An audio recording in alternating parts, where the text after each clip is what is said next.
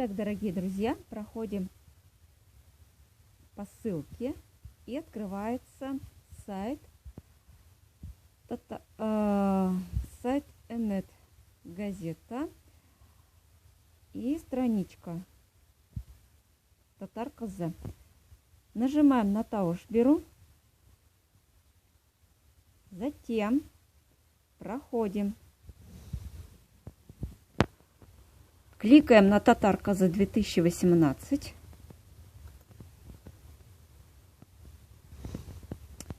и видим список участниц. И нас интересует участница Чулпан Кашанова. Кликаем на нее и нажимаем на Тауш-Беру. И все. Мы проголосовали.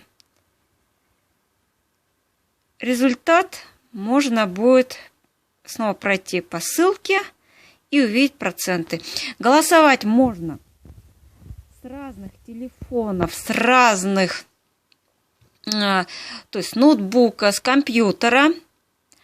И еще можно голосовать с разных браузеров. Желаю успехов! Помогите, дорогие друзья!